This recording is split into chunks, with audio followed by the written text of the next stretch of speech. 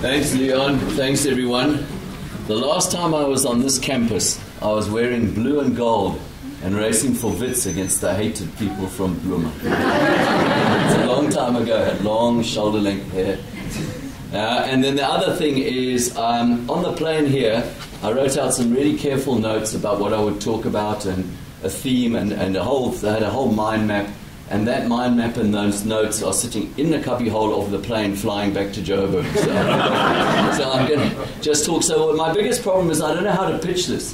I don't know who I'm talking to. So can I ask, am I talking to Comrades runners? How many? Okay. And then Comrades novices doing their first one. Okay. And if you're doing the up run for the first time, you're a novice as well. It's a different run. And then so who's everybody else? Just general runners in general. Parkrun. Okay, that's fantastic. So what I'll do is I'll chat for a bit. So I'll do a little bit on Parkrun, then I'll chat for a bit about Comrades and terrify the novices, and then what I'd prefer to do is maybe open it up for questions. And if I look, I'm being filmed, I need makeup, because if I look slightly like just a teeny bit jaded, is because last night was the sports industry sports awards function, which is it's a massive black tie, 1,000 people in the convention center in Joburg. And it is really glittering. It is a seriously important occasion once a year in which the sports industry, so it's a lot of the ad agencies and the people associated with sports events come, and the prizes are, the awards are very prestigious and the competition is very ferocious. And so I'm happy to say that last night Parkrun won the best participation sporting event in South Africa.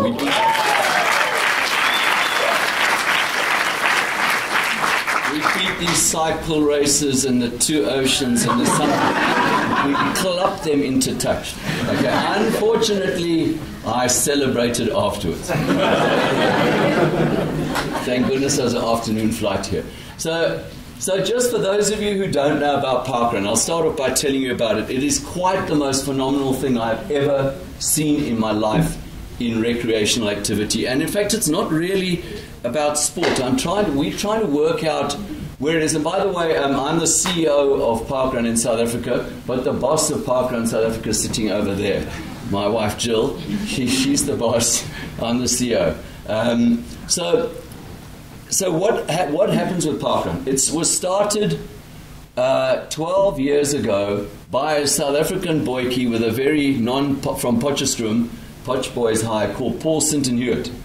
And he is Paul Sinton Hewitt CBE now.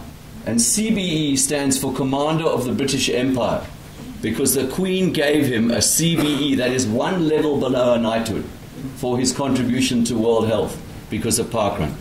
So that's how he will get a knighthood before the end of the day. So he will get a knighthood.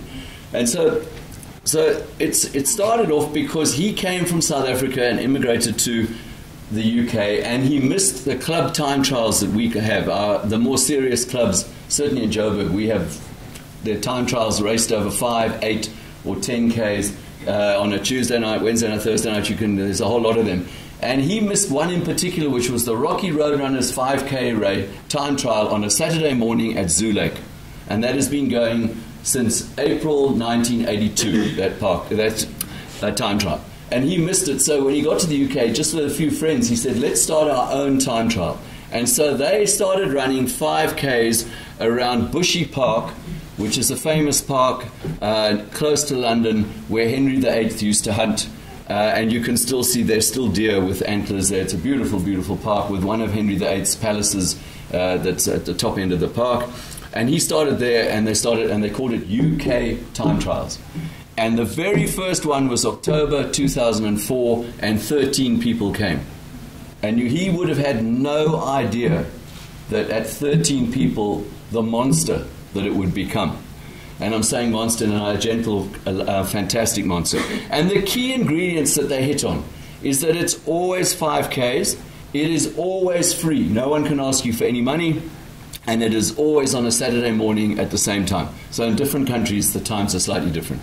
And from there, and the only thing they ask you to do I've actually got it in my wallet over there. But anyway, the only thing they ask you to do is to register and print a little barcode. And that barcode is your passport to every single parkrun in South Africa and every single parkrun in the world. You only have to register once. And as you cross the finish line, it gets scanned. And as it gets scanned, it goes into this massive system that's got all the details about every single parkrunner in the world, and you get your results back, and it tells you your time, whether you got a PB, how you compare to other people in your age group. So, and then it also starts to accumulate parkruns. And one of the wonderful things about parkrun is that after you've done a few of them, you start to become more and more addicted. So I'm standing here now telling people, rather get a heroin problem, you can go to rehab for heroin. Once you get hooked on parkrun, you are doomed. Every Friday, you'll be working out where you're going to be on Saturday morning so you can parkrun. It is ridiculous. People are going on business trips to Cape Town when they would normally, like a Joburg, let's say, goes to Cape Town, would normally come back on Friday evening to be with his family. Nat staying over on Friday evening because he's never done Greenpoint Parkrun, and he wants to do that one. It's just insane. People are traveling overseas and going on an overseas trip and saying, yeah, but while we're there, we can squeeze in that parkrun on the first Saturday and that one on the second one. We've been all the way to the UK for a business meeting we had to do. We did a UK parkrun, and the following week we did one in Poland. Just so we've got a Polish parkrun. You see how jealous people get. This is the addiction. This is the addiction. There are people all over so those are the magic ingredients, and it took off. And so then in 2011 I went to run the London Marathon, and Paul, who's an old friend, said, please come to Bushy Parkrun on the Saturday. And the London Marathon was on the Sunday. I didn't really need to do a 5K. The day before I'm going to go and run a hard marathon. But he persuaded me, and I got there, and we saw the magic. We saw the magic that the beauty of parkrun is that in the front, I can tell you I ran 18:26 for 5Ks, and I was 19th. So I was given a thorough clap. There were some Kenyans there who vanished. I mean, I was running at a bit over 3 minutes a K, and I couldn't see them. Gone. Okay, so that's the front end. And I had to sprint like mad to beat the first woman. I beat her by 2 seconds. I've got the photographic proof. You can see me coming down. They took photos, and I'm coming down. There's this cheeky young lady who's like 2 strides behind me. She's going as well. Anyway, but the point about it was that the back end of the field, there were people pushing their babies in prams and walking their dogs and taking an hour.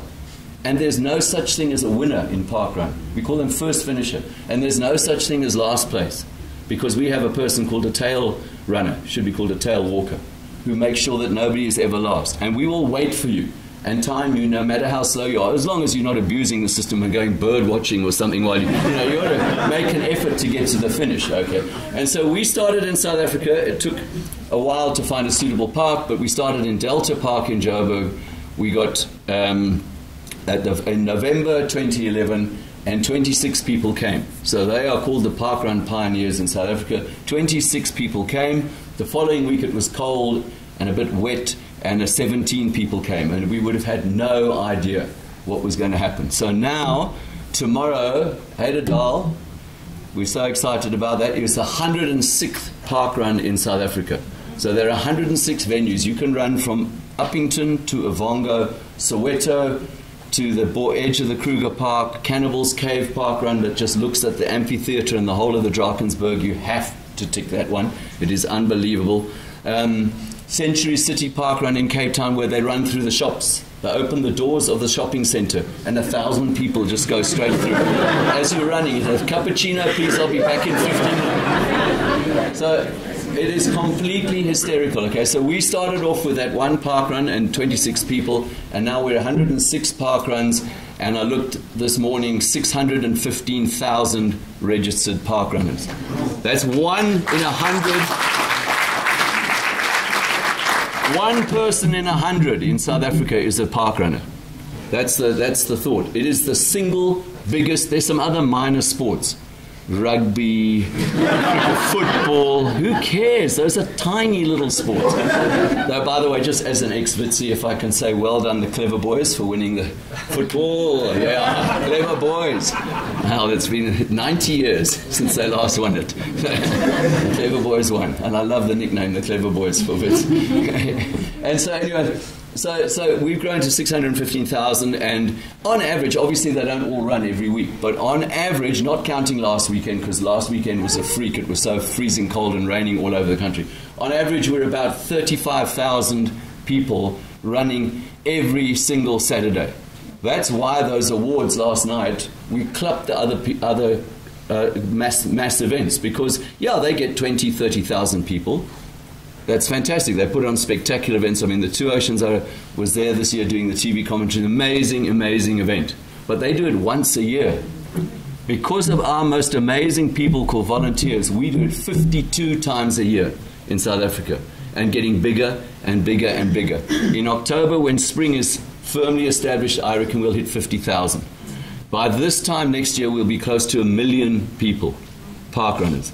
And it's spreading. And it actually isn't about the run. I've worked it out. It's about community. People cannot wait to see each other on Saturday morning and have a run or a walk and then go for breakfast and coffee. That's what it's about. So there's two groups of people in Parkrun. The one are the tourists. And the tourists are people like me who love traveling around and doing different parkruns. And it's a bit like stamp collecting. If you haven't got Springbok Parkrun in your collection, it's like a big glaring mess. It's a gap. It's horrible. So you'll do anything you can to get Springbok Parkrun. And the most addicted parkrun tourist is a person from Cape Town called Jabbo Keys, and Jabbo is doing every single parkrun in South Africa twice. That's his goal. So he's gone all the way to Uppington from Cape Town for a 5K run, and then again the next weekend. Okay, and he's got a seriously important job too. So that's the addiction. So there's those groups, and they travel all over the place. And I can tell you my bucket list of world parkrun. So your bucket list of South African parkruns, well, you've got to do the Bloemfontein ones, obviously. But if I had to tell you a bucket list, then when people say, what's your favorite parkrun? I always say the one I'm doing. But George is one of the most beautiful parkruns I've ever seen. Route 44 in Stellenbosch, Century City running through the shops. You know, just anyway, so it's, Cannibal's Cave is a completely Zulu parkrun. It's just completely astonishing. You get there at 10 to 8 when they start at 8. You get there 10 to 8, there's nobody. There's just a flag showing you outside this shop, shows you where it starts. At 10 to 8, buckies arrive and people just pile off it. And it's 2.5 Ks down a road, round a cone and back. That's it. But when you turn around, you look and there's the entire Drakensberg. It's just so beautiful. And the cone to turn around, by the way, they don't go and put it on the road. They give it to the fastest guy and he runs with it under his arm. Puts it down. He puts it down, everyone runs around it, and then the slowest person picks it up. Brings it up. So but if I had to say my bucket list of international parkruns, I really would like to do Ayers Rock, Uluru, or however you pronounce it in Australia. You look at Ayers Rock. I would love to do Singapore Parkrun. That evening you're still sweating. Gorky Park in Moscow, that's on my list. 3 months ago they ran in -21. 175 Russians ran in -21. For them, as long as the sun's shining, they say, great. And then, Gorky Park, and then Crissy Field. Crissy Field is in America. It's run around the base of Golden Gate Bridge. So that's parkrun for you, okay? So, and that's where we are now. In South Africa, we are tiny. As I say, I think 75,000 people will be running every single Saturday next year. 1 million people. And in 5 years' time, I shudder to think. Absolutely. And so, And so the other group of parkrunners are the people who are the direct opposite of tourists. They don't travel at all. They go to their parkrun and they never go to another one. And there's a wonderful lady called Tia Talliard at Sunrise on Sea Parkrun in East London. She's done every single one, including, and you run on the beach a bit, including one day when there were tsunamis were smashing onto the sea. She still came and ran. And she even did their dress rehearsal. And when you say to her, Tia, but there's a lot around, there's Kids Beach, there's Nahoon Point coming, there's 3 silos, there's actually a lot of lovely parkruns in the area. So Tia, why don't you go and do one of those? No. I say, why not? She said, because those aren't my people and no one's going to hug me. And you get hugs at Parkrun. And then the most amazing people, and so then I'm going to finish off with Parkrun, but the most amazing people at Parkrun are the volunteers. And those are the people who come along, they do the timing, the scanning, the marshalling in all weathers. The last weekend in that dreadful weather, there were some parkruns that had more volunteers than runners. because every volunteer said, I'm going to volunteer, so they pitched up in that those terrible conditions. And when Paul first asked us to start Parkrun in South Africa, I said, it's not going to work. He said, why? I said, because South Africans won't volunteer. And my experience of the Football World Cup in 2010 was, we had lots of people helping and showing people to their seats, but they got a burger, a free soft drink, an outfit, a peak cap, then they, okay, now we'll volunteer. Our volunteers do it for no reward whatsoever, except possibly some hugs and some handshakes. And my most favorite volunteer is Don Oliver, who ran 19 Comrades. He lost his legs to a terrible disease, so he never ran the 20th Comrades. He comes to Blobergstrand Big Bay Parkrun, and he does the timing there every single Saturday morning. And I saw a photograph of him in the pouring rain with an anorak on, and the rain was dripping, and he's trying to keep the stopwatch from getting wet. And so I phoned him just to thank him, and he said, don't be mad, Bruce. He said, if it wasn't for Parkrun, I would be on my own in my flat in Blobergstrand looking at sport on TV. Instead, I come out, because I've done 19 Comrades, people ask me for training programs. And he said, and the best of all is beautiful women hug me. So he said, I remember. So, okay, so that's Parkrun. If anyone's got questions about it afterwards, let's go for it. Comrades. Okay, Comrades. Okay, who? Just those who are running again, sorry, can I just see the hands? Sorry, I've got really bad flu, sorry. This throat is so sore. No, that's the only thing you know. So here's the news. There is nothing to do. There is nothing to do. It is all over. Okay? Basically what you do now is you just tick over and you run very gently. I don't want to hear anyone doing anything further than maybe you're allowed to do one last 20k on Sunday. Nothing more. But I missed the long run at the end of it. Bad luck. Bad luck. Bad luck. There is no such thing as a perfect build-up. Not even the winner is going to have had a perfect build-up from January through to Comrades Day. And by the way, they all start too early. This Comrades training starts on the 1st of March. They all start far too early. And next year, Comrades is going to be June the 15th. So Comrades training starts in the middle of March. But no, January the 1st, they come back from holiday and they train. And then guess what? They're injured by the end of April or sick, because they overdid it in the first few months. It's not about training hard necessarily, it's about training cleverly. And you train cleverly is to know when to start, when to go hard, and how to time it. And so now it's too late. So what you do now is you rest, and you jog around, and you hope that you don't get flu.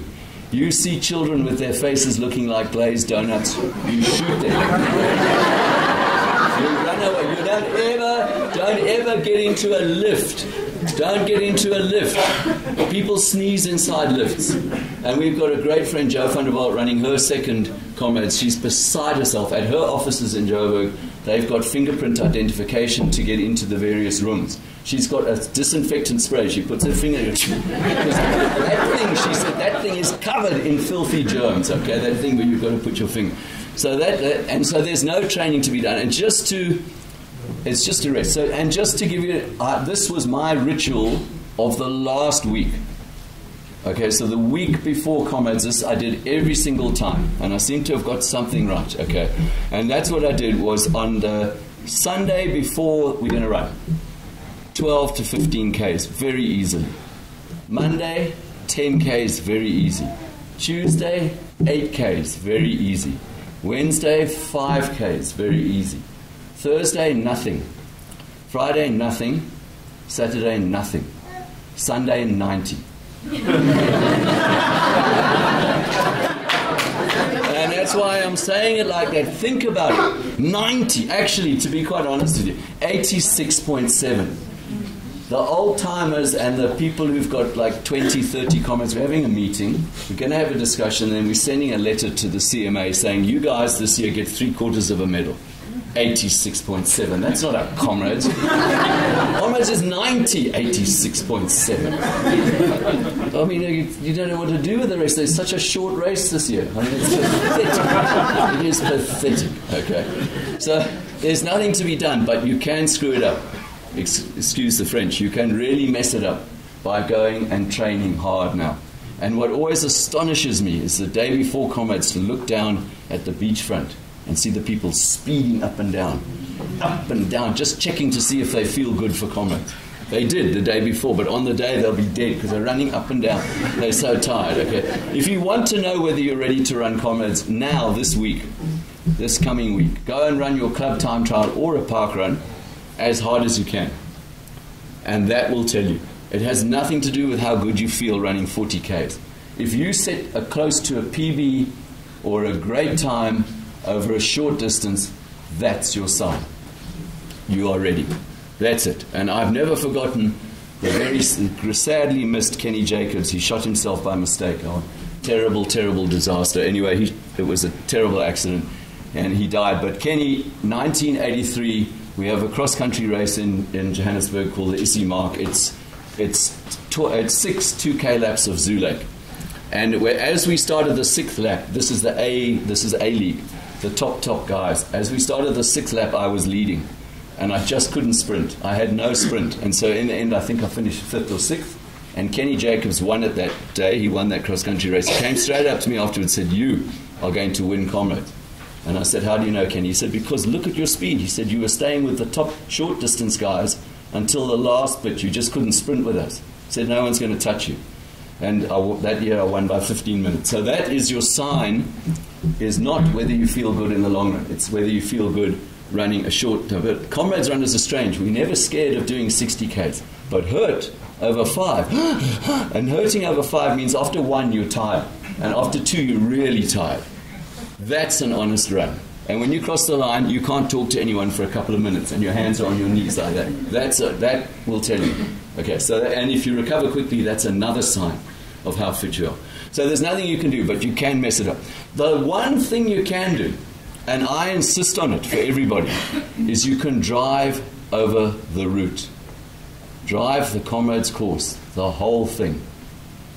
And I absolutely insist on it, even for people who are experienced. So you've done 10 Comrades, but you haven't done the uprun for 2 years. You've forgotten it. In your mind, there are bits that you've completely forgotten. And because the mind is quite extraordinary, the distance concertinas, it actually becomes shorter. You start thinking, yeah, apologies, yeah, you go around that corner, then you do, yeah. And then you're actually out there on the day. Ooh.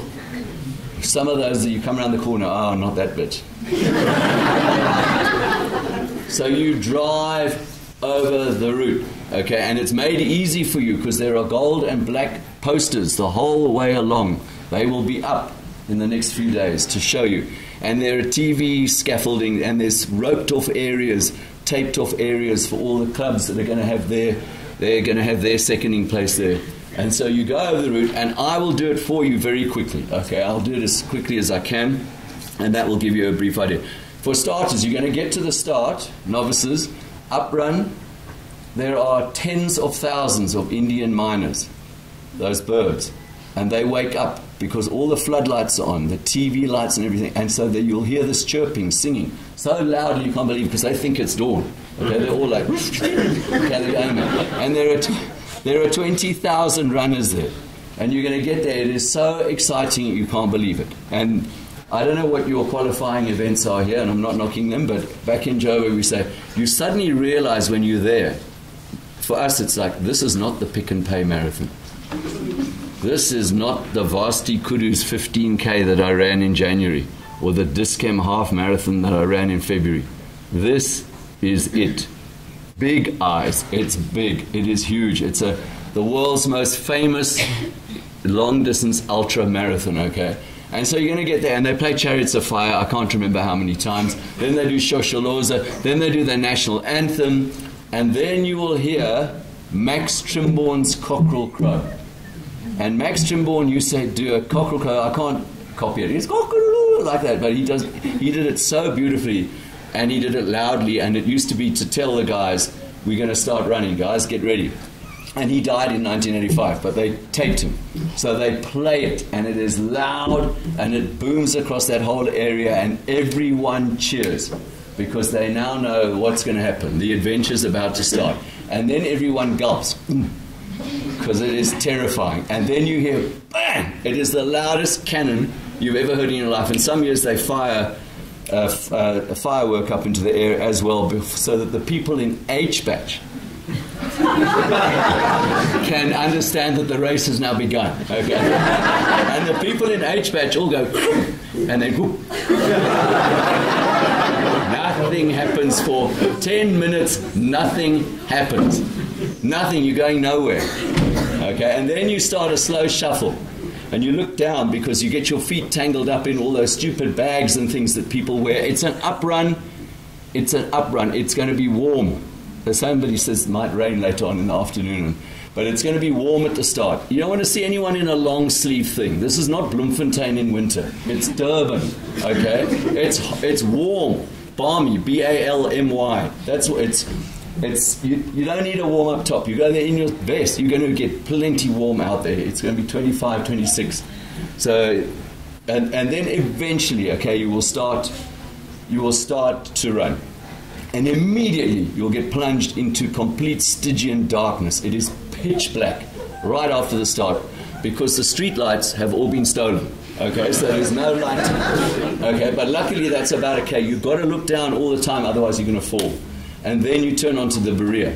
And as you turn onto the Berea, that's well lit, you will see that you immediately go up. And you will see the runners ahead of you, the back of their necks starting to glisten.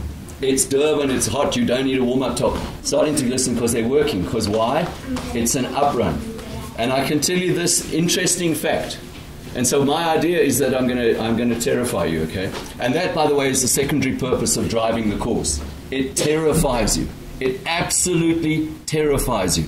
And a terrified, scared runner is a great Comrades runner. The meek inherit the Comrades, not the brave. The brave die later on, okay? They die. So you're going to run this, and you're going to go onto the Berea, and you're going to start realizing you're going up. And the hardest marathon you will ever run in your life, unless possibly you do something like Surrender Hill, but even Surrender Hill goes down. The hardest marathon you will ever run in your life is the first marathon of the uprun in Comrades. That's a sobering thought. You will never again run a harder 42 than the first 42 of the up Comrades. Okay, so that you need to think about. And that's why you drive the route, because it terrifies you and it also reminds you of a couple of things.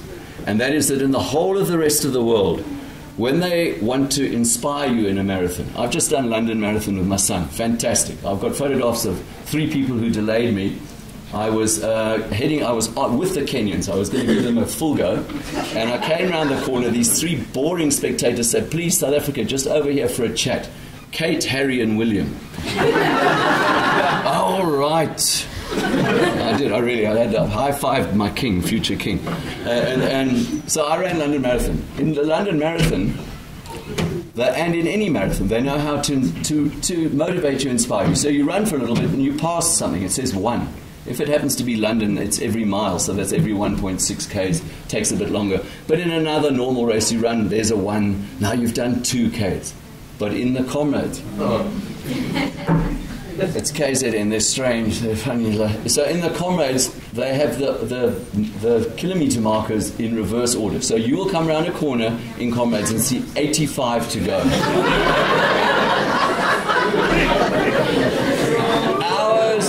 Hours and hours later, you'll see 70 to go. I mean, what does it mean? It just means fuck. Okay. And those of you who ran 2 Oceans, this is the most sobering thing of all. 56 to go. You think, I'm now on the starting line of the 2 Oceans. Okay. And if you had felt like you will feel on Comrades Day at 56 to go, you would not have started running the 2 Oceans. You'd have said, I'm too tired. There's something wrong with me. So you're going to see those distance markers, okay? And so you ignore them. That's why you drive the course, because you run it in landmarks. And there are 5 registered hills. 5 major registered hills, but there are about 20 other hills with no names. Okay, and I'm going to take you through this. So you go through the Berea, as quickly, the sun's starting to come up, and you hit the first major hill, Cowie's Hill. And by the way, this is KZN. They've got a strange accent there. They do not have the letter I in their alphabet. It's a hole. Okay, Cowie's Hall. And the stuff you have fish with chips. And the stuff inside a pen is unk. That's just it. And it is not Boerter's Hill. It's Botha's Hill in KZN. And it is not Kloof. It's Kloof. It should be Kloof and it should be Boerter's, but it's KZN. If you ask a Natal person, have we reached Botha's Hill yet? They'll look at you like, no, where's that? Oh, Botha's. No, that's so that's just right. You go over Cowies and you drop down into Pinetown, the Pinetown Flats, and then you go up the biggest and longest hill of the entire Comrades Marathon, and that's Fields. You will go up, it's about 3, nearly 4 Ks. Counting, it depends where you say it ends, because as you go over the top of it, it still actually goes slightly uphill. And Fields Hill is where you will discover what kind of a Comrades you're going to have. That's what I call the litmus test. If you feel good on Fields, you're still enjoying it, you could chat and make a joke with someone next to you, you're going to have a great run. If you're struggling on Fields, borrow a cell phone, tell your loved ones, I'm going to be 2 or 3 hours slower than I said I would be. Go and because you know on Fields, okay? Doesn't mean your Comrades is over, it just means serious time adjustment, medal adjustment, you know, going from silver to Bill Rowan. Well, white bronze is not bad. You know, they tell, hell, Vic Clapham, I haven't got one, I'll get one of those. Okay, so that's going to happen there. And then at the top of Fields, you carry on, go, Kloof, Gillets, all that stuff, and you get to Botha's Hill. Botha's Hill is the 3rd registered hill. Am I taking too long? Okay, no. Just want to give you water. I don't need water. I've got water here. Is it water or is it water? So I was once a judge for Miss South Africa, and as the judges on the evening, we have to judge the ladies and then we have to judge them on the evening. The judges are the only people at this black tie dinner not allowed any alcohol. So depressing, we can't have wine. And, I mean, I don't want to make it sound like I'm alcoholic, but I enjoy, you know, black tie dinner, you've got to have a glass of whatever. So Sandra Prinsloo, the actress, was one of my fellow judges. She said, Bruce, I got you some water for the table for judging. I said, thanks, Sandra. She said, no, Bruce, I got you some water. She was an angel. Vodka, I don't know, or gin or something anyway. So then you got Botha's, top of Botha's, you go through, past the Kearsney College schoolboys who are all out there, they're cheering you on and some of their teachers are running, and then you do drop, and you drop down into the cereal bowl of Drummond halfway. On the way, you're going to pass 2 famous landmarks. That's why you have to drive it. Okay? The first of those is the Wall of Honor, which is a long embankment, which is covered in little miniature shields of green and gold shields. It stretches, one day it will stretch for kilometers. And each one of those shields is put there by somebody who has run the Comrades Marathon. And I cannot believe that somebody would commit themselves to so much work, so much training, so much pain, so much effort, and not recognize their own run by putting their shield up. There are people who haven't. I can't understand. Why would you? It's your name. But those of you who are novices, you're not allowed to put your shield up there because you haven't done it. But when you drive the course, you say to yourself, in 2 days' time, I'm ordering, and mine's going over there.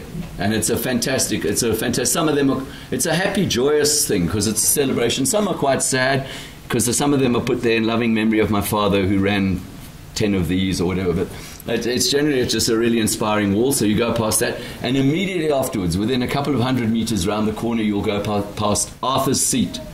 And Arthur's Seat is a hollowed out little hollow area in the rock face where Arthur Newton, who was the first multiple winner of Comrades, he won 5 in the 1920s, he's supposed to have sat there on some of his training runs and smoked his pipe and looked at the Valley of 1,000 Hills. So actually, if you go there, you can't see the Valley of 1,000 Hills. So I'm not sure what you have to go past Arthur's Seat with a flower. There will be people handing them out, and you've got to drop a flower for Arthur and doff your cap.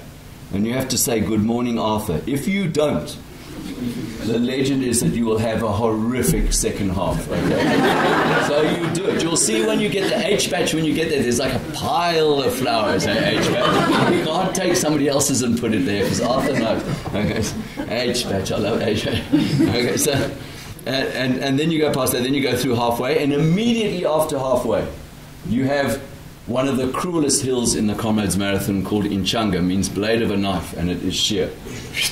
You will walk. Don't even worry about it. H-patch, you'll be walking as you approach it. And you're gonna, and then Inchanga just goes on. I'm not going to lie to you, that's a horrible hill, horrible. But at the top of Inchanga, you've actually broken the back of the up run. There are some hills to come, including the most famous hill in Comrades, but actually the second half of the up run, once you've done Inchanga, is not too bad. Immediately after Inchanga, you go down for 4Ks. You go past the Ntambeni School for the disabled kids. They're all there in their wheelchairs and they're cheering. It's a very moving, very emotional part of the race to go past there, thinking that you can run and they can't, and yet they're there cheering you on. And then you carry on and you climb. There's a bit of a climb and you go on to the loneliest and worst part of the up run. It's called Harrison Flats.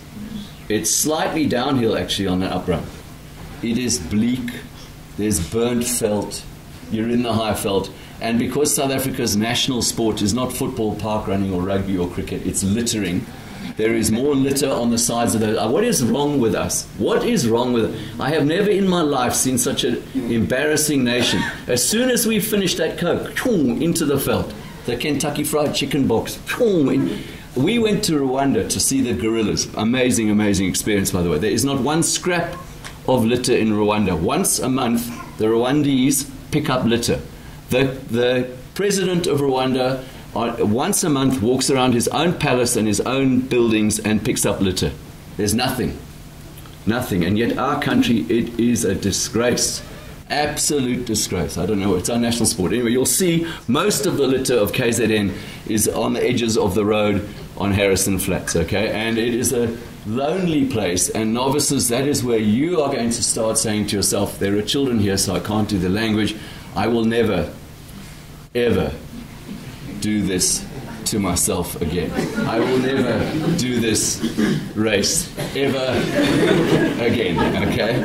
And the distance markers are going to be about 33 to go. 30, and there's one great moment where you suddenly think, wow, you know those little bonus Ks when you think you've got what, you think you've got that one, but actually it's a happier one. So you'll get to one where you suddenly go, 33, oh, 31, wow, 31, gee, where did that K go? That's fantastic. No, the 31 you'll see is a sign for the 31st seconding table along the route. Just after it, you'll see 32. Okay. It kills you. It kills you. Every year it kills you. Up run. Okay. So, and on Harrison Flats, I can tell you now, Harrison Flats, you're hurting. It's still far. If it's a normal day, the sweat's gone into your eye, and the sun is glinting off all the parked cars in Cato Ridge straight into your eyes. And in the distance, there's a kind of a blue haze. It's Polly Short's gradually coming into focus, okay? And you're going there on foot. And you're losing a couple of toenails because you didn't cut the toe box off your shoe like Bruce told you to, because these shoes are made for the American and the European markets, and they're not designed for people to run ultras. They don't do ultras in the rest of the world. We do. And so you're losing your toenail. And then you get to Cato Ridge, through Cato Ridge, and then out from Cato Ridge to Camperdown. You think, why am I struggling so much? It's actually because you're climbing slightly and it rolls like this, and you get into Camperdown. If you want to see your loved ones, a great place to say is there's a mosque. Tell them at the mosque at Camperdown, there's a long straight bit approaching Camperdown. They can see you for a long time, and more importantly, you can see them, because you don't actually look like you anymore. You're so bedraggled. The shorts around your knees, and you don't look like you. Okay, and so but they can see you. You can see them if you want like goodies and stuff from them. And this is another reason you drive the course. In Camperdown, by the way, the entire population of KZN is braai. There is a thick pall of thick smoke of badly scorched boerewors, and you inhale it as you go through. You've nausea. You can't believe it. And there's a lot of drunk people. You're not looking so good, eh? They've been braaiing since the early morning. The only thing that changed, they were doing eggs and bacon when the leaders went through. When H-Batch comes through, they're doing evening braai. Okay? So, and then straight afterwards, as you come out of this pall of smoke, you hit 3 hills with no names. The first 2 are just bumps. They're not too bad, except that you've run 70 Ks or so, so you struggle. The third one has no name. If it was in any other race in the rest of the world, it would be called Coronary Thrombosis Heights or Seared Lungs Mountain. It is bad. It's 750 meters long, like this. It's 21 to go about. half marathon to go. And there's one tree at the side, 1/3 of the way up, that casts a bit of a shade, and you'll just see runners lying in that shade, fighting each other to get in the shade. H-Bash, there's no room for you, it's full already. Carry on going. Carry on going. So you'll walk up there, and then you go down the other side, and you make your way to the highest point on the course, Umlaas Road, but that's just actually, it is the highest point, but some idiot will say it's downhill from now on, guys, but there's some serious hills ahead of you. 21 to go, another idiot will say we're nearly there. Let's go. But relatively you are, with 21 to go. And then you make your way and you drop down. You're starting to hurt a lot. Drop down into my particular worst hill in the Comrades. I hated it the most of all the hills, and that is Little Polly's, Ashburton. It is, if novices, you'll think you're running poly shorts. If the descending distance markers are going 13, 12, 11, double figures, you are not on poly shorts. You're on little poly, just as bad. Horrible hill, okay? And it got a little bit of a break in the middle, and then climbs again. It's a horrible hill. You get to the top of that Ashburton village, and there's the road there, Wally Hayward Drive, named after the great Wally Hayward. And then as you go over Ashburton, you plunge down and down into the valley of the shadow of death. Because then it is poly shorts. And poly shorts is in single figures, 987, going up poly shorts. It's 2Ks, it's actually 1.8 Ks. And so there's a famous runner. He's the editor of Runner's World magazine. I've almost finished, by the way, so you don't have to panic. He's the editor of Runner's World magazine international, called Amby Burfoot. And Amby is also famous, so he's the editor of this very famous running magazine. He's also famous because he won the Boston Marathon once, back in 1968. And Amby came out about 10 years ago to run Comrades, because he said no marathon runner can say that their CV is complete until they've got at least one Comrades medal. So he came out to run it, and he interviewed me for Runner's World. He did a whole big splash on Comrades and what an amazing race it is. And he interviewed me, but he, of course, because he was going to run in a couple of days' time, he was asked me lots of tips. And he said to me, tell me about poly shorts. I've heard it's a real monster, because in Boston you get Heartbreak. It's a hill called Heartbreak Hill. It's 3 hills. They wouldn't have a name in the Comrades Marathon. They're pathetic. Okay? But you just happen to hit them at 30 Ks, and if you're going fast, they hurt a bit. And the Boston's been won quite often by somebody who has a go on Heartbreak and gets away. But so he's comparing, he's saying, tell me about poly shorts. I said to him, Amby, why are you worried? When you get to poly shorts, you're going to walk. You're going to walk. Only a handful of people run the thing. You'll walk it. Why are you worried? And he said he quietly thought, Bruce doesn't know who I am. I'm Amby Burfoot. I've won Boston. I don't walk on hills. And in his article he wrote, he said, and indeed Bruce was very wrong. I was walking long before I got to college.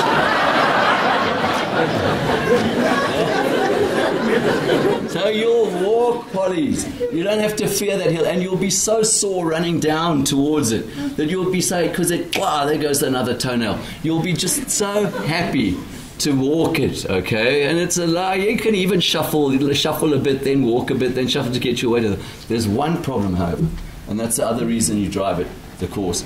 There is a television camera. Now the problem is that you have told everyone, your loved ones, your family, your work colleagues, that you are running the Comrades Marathon on June the 4th. And they're watching. And by the way, it's live streamed around the world. So there's 6 million South Africans who are watching. And I don't know how many around the world, ex-South Africans and runners like Amby Burfoot will be watching in America, because he's got his Comrades medal, and he'll be watching because he's proud of the fact that he ran. It's an up run in the same direction he did. So all those people will be watching. You've told everyone you're running the Comrades, but on television, they can quite clearly see you walking the Comrades. and you're walking it badly, by the way. So I do the TV broadcast. Okay, I'm one of the people doing the commentary nowadays. I'm still going to run a couple of Comrades. Don't tell Jill. I'm going to no, the 100th. I'm saving myself for the 100th. But anyway, I'm commentating, so I can tell you what happens.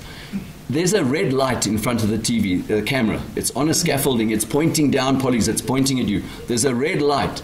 If the red light is glowing, ruby red, bright red, you'll see it. You are live in front of the world. Okay? No matter what it takes, you run. And if you want to look good at all the other runners who are walking around, you say, come on! We can do. The moment the light goes off, it means they've gone to an ad break or they're interviewing the most important people at Comrades, a politician at the finish. They're interviewing one of them. That means they've gone away from you. Boom, you can walk. And I can't even tell you the finish. I can't even tell you the finish. That's why I'm going to drive the course, because I've got to commentate. I'm driving the course. I'm actually taking a route tour. If anyone's interested, I can tell you about it. But I'm taking a route tour. I'm driving it primarily selfishly for myself, so I can refresh my mind so I know what I'm talking about when the runners start running the race, and because the finish is different. It's finishing in Scottsville. Those of you who finished at the Oval 2 years ago, not the same finish anymore. It's not as nice, by the way. It's the racing track, horse racing track. There's a huge gap between the track where the horses race and the spectators.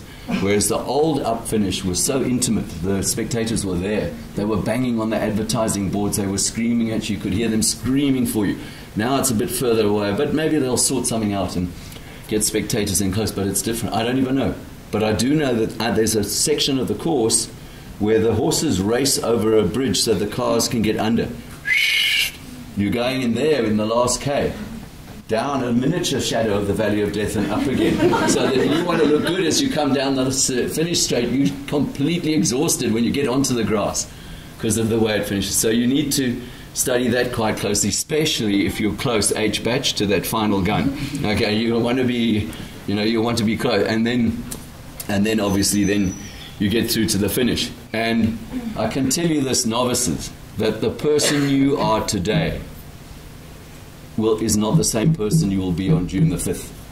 On June the 5th, you will be a different person. You will understand that there's nothing you can't do if you set your mind to it. You will understand that on the course, you met somebody who you deeply respect and admire, and that's yourself. Because only you're going to get yourself through it. People encourage you, other runners will help you, but at the end of the day, you're going to have to do it. There's no teamwork. This is not a wussy little Tour de France. This is a Comrades, okay? Tuck in behind me and go up Alpe d'Huez. No, you got to do it on your own, okay? And so that it is the most extraordinary adventure you can ever. Well, you embarked on it a while ago when you decided you were going to do it. And when you finish, I can promise you that you will say, never, ever again. Never, ever again. Okay, never, ever, with other words, obviously, children.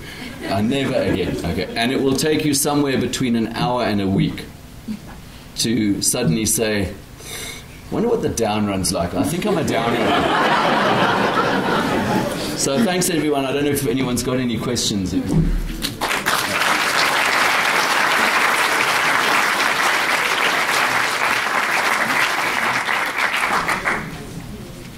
Cramping. Questions, please. Cramping. What opportunity here? Do you walk on the Comrades? The last few I've walked. Wow, yeah. But not when I was winning. You can't. No, you can't. But Caroline Warsman walked. She walked and she nearly broke the record. If it hadn't had that detour in Pinetown, she would have got the record.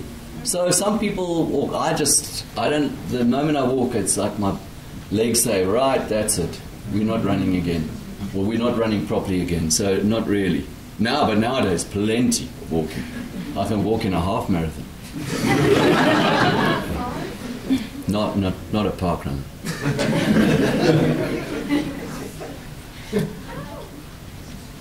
No other questions, guys? Everybody's set and ready.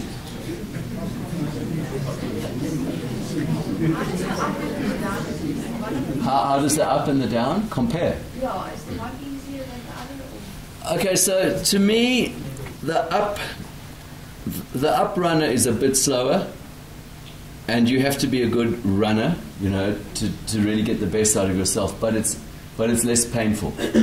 Okay, the down run is really painful because you run 60 Ks and then you drop.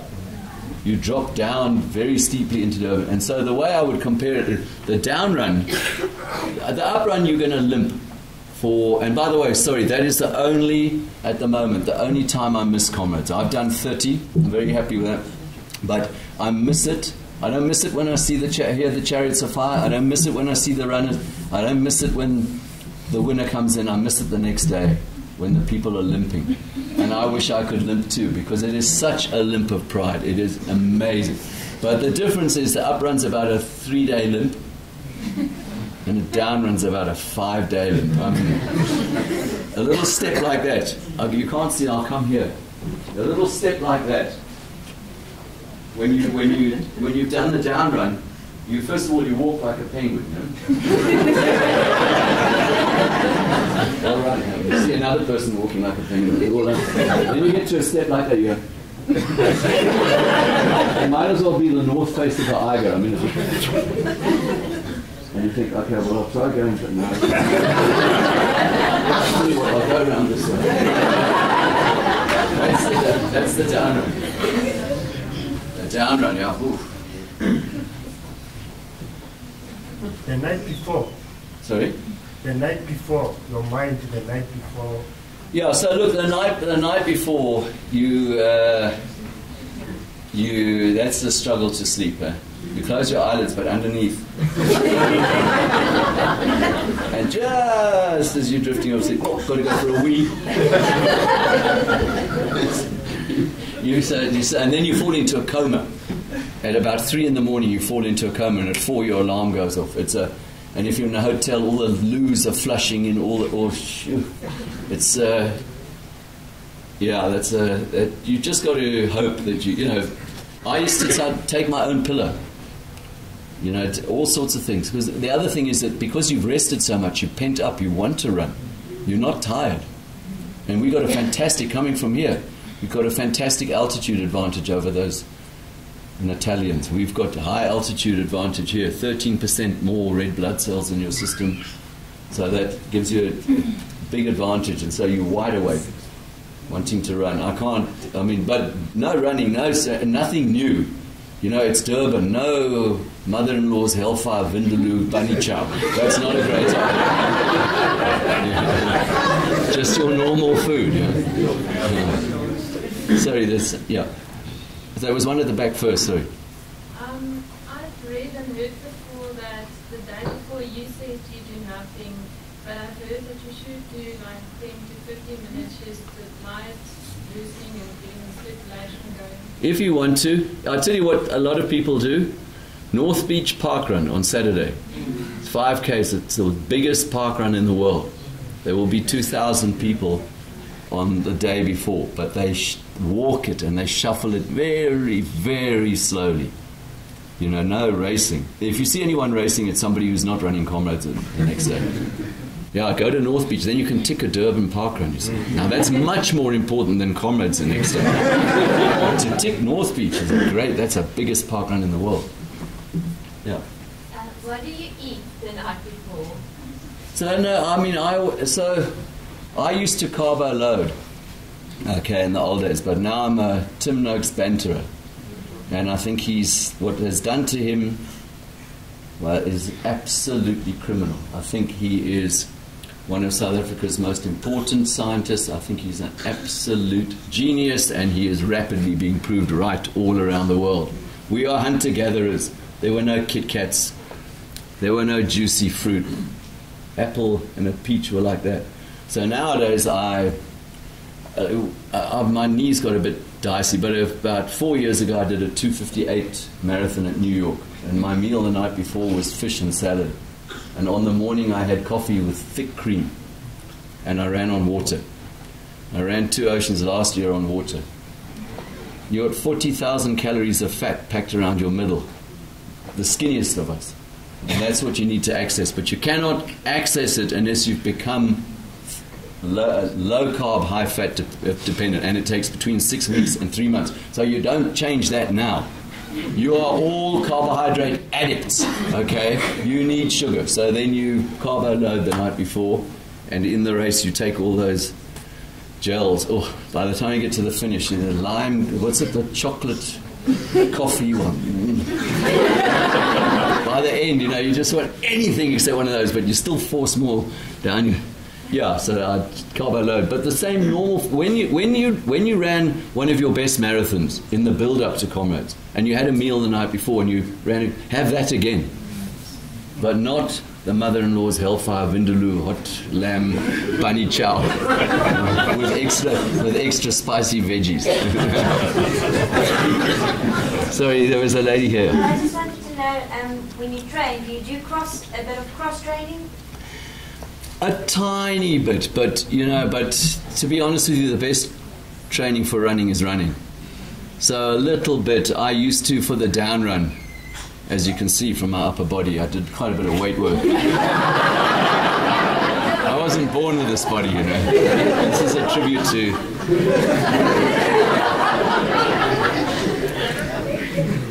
Yeah, but most people are cross-training when they're injured. Now you're injured and you can't run. Then you get on the stationary bike, you do whatever you can possibly do to keep yourself going. Shane Bosman last year got out of the bath in the middle of April and kicked her toe against the side of a cupboard or something and broke her toe. She lost 2 weeks, right in the critical period of Comrades training.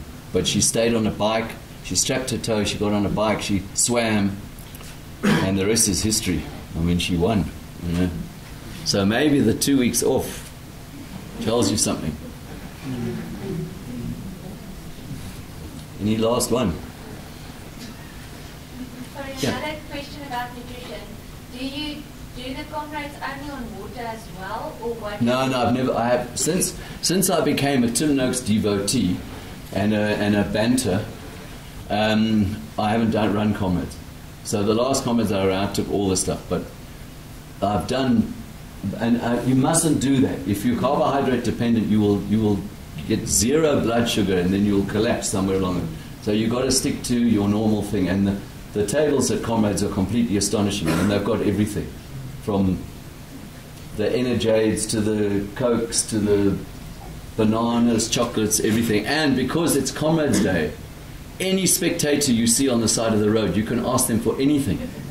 Because it's Comrades Day, they'll let you. They'll make you something. They'll make you whatever, because you start getting cravings. So Lindsay Perry, the Comrades coach, you see him quite often. He posts a lot of advice. Lindsay Perry's father is Trevor Perry, who got 3 gold medals in the 1970s, and Trevor's nickname is Eat Soup, because in the one Comrades marathon at the top of Polly Shorts, he was in the top 10. And his second said to him, "What do you want?" He said, "I want packet soup." That packet powdery soup, artificial, whatever it is, oxtail or I don't know. And they had to run, and some lady in a house said, "Here, I've got some." And they went, and he finished. Trevor Perry finished. His whole face was covered, looked like a cocaine addict. But that's his photograph, getting gold. And that's what happens. But I know what he wanted. He wanted the salt. He was craving the salt at that stage. That's why he suddenly thought in his head that packet soup. So you'll get strange, and they've got everything on the route. The following day, if you went to the same person and asked them for packet soup, they'll have you arrested. You know what I mean? But that number is your passport to anything. That Comrades number, even H-patch, even though it says H. Okay, maybe I better finish off. Can I finish off with one last story? Because it's just reminded me. Sorry, there's one. Yeah, one last one. Can technology help you, like heart rate monitors and stuff? Heart rate monitors and technology. Look, people love them and swear by them, and that's fine if it works for you. I'm old school. I have a watch that goes tick, and it just goes tick, and it just does the seconds. It doesn't tell me my heart's doing this or. And Nick Vester lost the 1994 Comrades because of his heart monitor. Because he had a heart monitor on that told him the pace is too fast, it's too fast, it's too fast. He said, backed off. I don't know what your heart monitor screams at you or something when your pulse goes above the red line. But meanwhile, Alberto Salazar, who's a Boston Marathon winner, had no clue about a heart monitor or anything. He just ran. And at the end, Alberto was on 2 drips. He was completely finished. But he beat Nick by 1 minute and 45 seconds. And Nick was closing on like a train, ignoring his heart monitor by then, but it was too late because Alberto got a head like steel and got that 7 or 8 minute lead and then just hung on. He hung on all the way up Polly Shorts, and his seconds kept saying to him, yes, Alberto. He said, I'm dying. And they said, yes, Alberto, you are dying. But if you keep going, he's not going to catch you. And he's so religious, I can tell you the story. He is so religious. He's a very, very, very religious Catholic. And he, when he finished, he was in the hospital tent, and I went to see him, and I chatted to him. And he said to me, Bruce, look, I don't even want to know what the prize money is. Don't tell me the prize money, but on my way up Polly Shorts, I made a bargain with God. So let me win this race, and I will donate all my prize money to a Catholic charity, okay? A nunnery or something like that. So he said, Bruce, just will you please organize for me? I don't want to even know. Just take the money, donate it. If you can find something, just whatever. And I said, Alberto, I don't know how to tell you. This is 1994, by the way, so I don't know how to tell you this. There is no prize money.